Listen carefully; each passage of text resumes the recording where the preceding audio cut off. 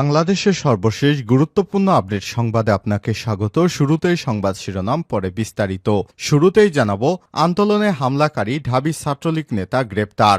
ঢাকা বিশ্ববিদ্যালয় ক্যাম্পাসে বৈষম্য বিরোধী ছাত্র আন্দোলনে হামলাকারী ঢাকা বিশ্ববিদ্যালয়ের সলিমুল্লাহ মুসলিম হল শাখা ছাত্রলীগের আপ্যায়ন বিষয়ক সম্পাদক ইমন খান জীবন ২৮কে গ্রেপ্তার করেছে ঢাকা মহানগর গোয়েন্দা পুলিশ।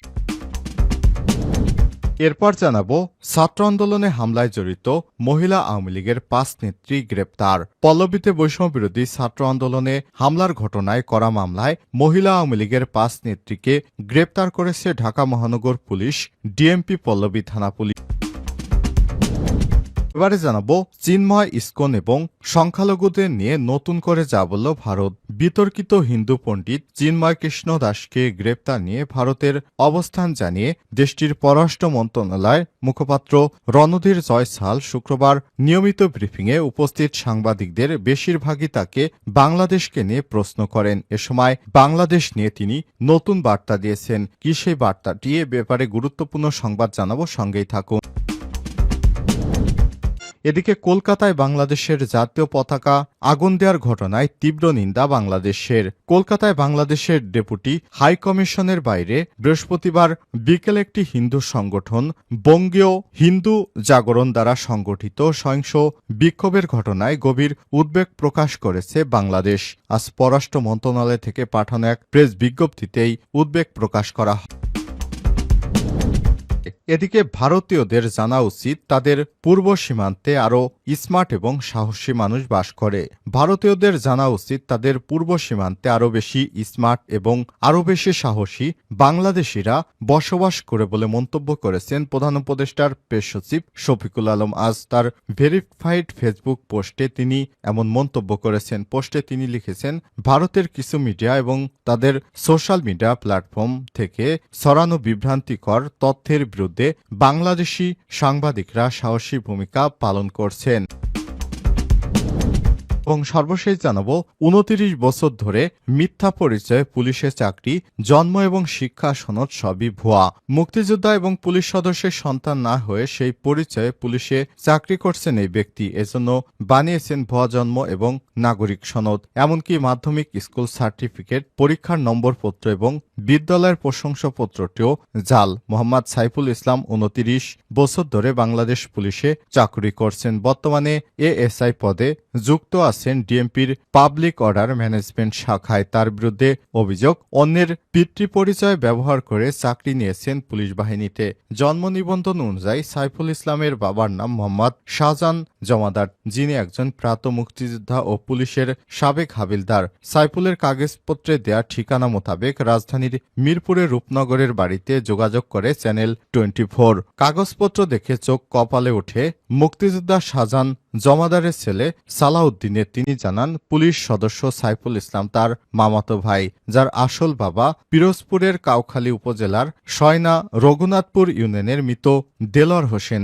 সালাউদ্দিন অভিযোগ, তার মুক্তিযোদ্ধা বাবার নাম ব্যবহার করে ভুয়া জন্ম ও নিবন্ধন তৈরি করে অভিযুক্ত সাইফুল, যার সত্যতা মেলে মুক্তিযোদ্ধা শাহজাহান জমাদারের পরিবারের তথ্য বিবরণী এবং ওয়ারিশ সনদে, যেখানে উল্লেখ নেই সাইফুলের নাম। প্রিয় দর্শক, এখানেই শেষ নয়। পুলিশ সদস্য সাইফুলের ১৯৯২ সালে মেট্রিক পাশে যে সনদ, সেটিও জাল বলছে ঢাকার মাধ্যমিক ও উচ্চ মাধ্যমিক শিক্ষা বোর্ড। এতক্ষণ শুনছিলেন সংবাদ শিরোনাম, এবারে বিস্তারিত। তবে তার আগে বন্ধুরা, অনুরোধ থাকবে সংবাদটিতে একটি লাইক দিন। এই চ্যানেলে আপনি নতুন হয়ে থাকলে আমাদের সংবাদটি দেখতে দেখতে চ্যানেলটি সাবস্ক্রাইব করে রাখুন। কমেন্ট করে আপনার মূল্যবান মতামত জানিয়ে দিন। এবারে বিস্তারিত।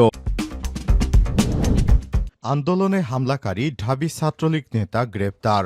ঢাকা বিশ্ববিদ্যালয় ক্যাম্পাসে বৈষম্য বিরোধী ছাত্র আন্দোলনে হামলাকারী ঢাকা বিশ্ববিদ্যালয় সলিমুল্লাহ মুসলিম হল শাখা ছাত্রলীগের আপ্যায়ন বিষয়ক সম্পাদক ইমন খান জীবন ২৮কে গ্রেপ্তার করেছে ঢাকা মহানগর গোয়েন্দা পুলিশ। রোববার ২৮ নভেম্বর রাত ১০টার দিকে নারায়ণগঞ্জ থেকে তাকে গ্রেপ্তার করা হয়। আজ ঢাকা মহানগর পুলিশ ডিএমপি মিডিয়া বিভাগের ডিসি মোহাম্মদ তালেবুর রহমানের সই করা এক বিজ্ঞপ্তিতে সব তথ্য জানানো হয়েছে। এতে বলা হয়েছে, গ্রেপ্তার ইমন সলিমুল্লাহ মুসলিম হল শাখা ছাত্রলীগের আপ্যায়ন বিষয়ক সম্পাদক। তালেবুর রহমান বলেন, গত 15 জুলাই 2024 বিকেলে ঢাকা বিশ্ববিদ্যালয় ক্যাম্পাসে রাজু ভাস্কর্যের সামনে থেকে বৈষম্যবিরোধী ছাত্র আন্দোলনের সমর্থনে ঢাবির শিক্ষার্থীদের একটি মিছিল ক্যাম্পাস প্রদক্ষিণ করার সময় আন্দোলনরত শিক্ষার্থীদের উপর হামলা চালায় নিষিদ্ধ সংগঠন ছাত্রলীগ সহ আওয়ামী লীগের বিভিন্ন অঙ্গ সংগঠনের নেতাকর্মীরা।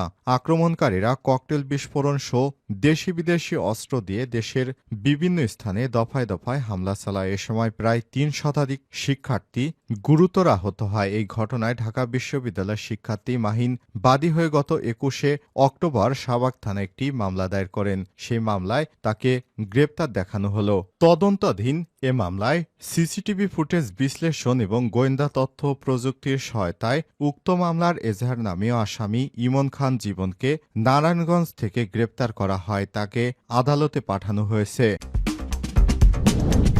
ছাত্র আন্দোলনে হামলায় জড়িত মহিলা আওয়ামী লীগের 5 নেত্রী গ্রেপ্তার। পল্লবীতে বৈষম্যবিরোধী ছাত্র আন্দোলনের হামলার ঘটনায় করা মামলায় মহিলা আওয়ামী লীগের 5 নেত্রীকে গ্রেপ্তার করেছে ঢাকা মহানগর পুলিশ, ডিএমপি, পল্লবী থানা পুলিশ।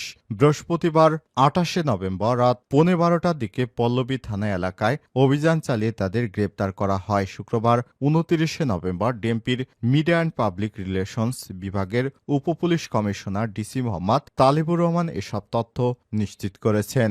গ্রেপ্তারকৃতরা হলেন পল্লবী থানা 6 নম্বর ওয়ার্ড মহিলা আওয়ামী লীগের নেত্রী মোসাম্মদ লাভলি বেগম 43, ওয়ার্ড মহিলা আওয়ামী লীগের সাধারণ সম্পাদক জুথি 38, ওয়ার্ড মহিলা আওয়ামী লীগের সাংগঠনিক সম্পাদক মোহাম্মদ রিক্তা আক্তার 40।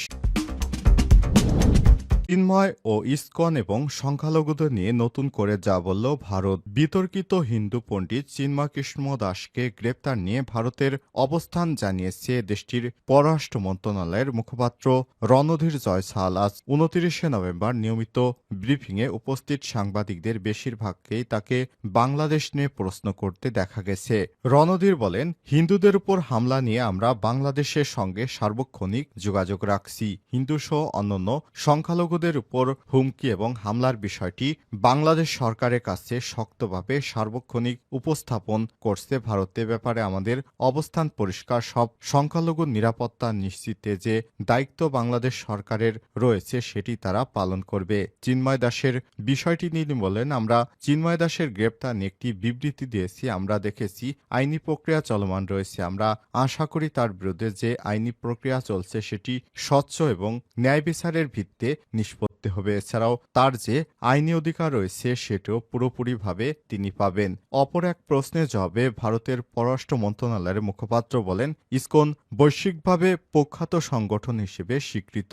তাদের সামাজিক ক্ষেত্রে অবদান রাখার ভালো রেকর্ড রয়েছে। এ সময় বাংলাদেশ সরকারকে হিন্দুসহ সব সংখ্যালঘুদের নিরাপত্তা নিশ্চিত করতে আহ্বান জানান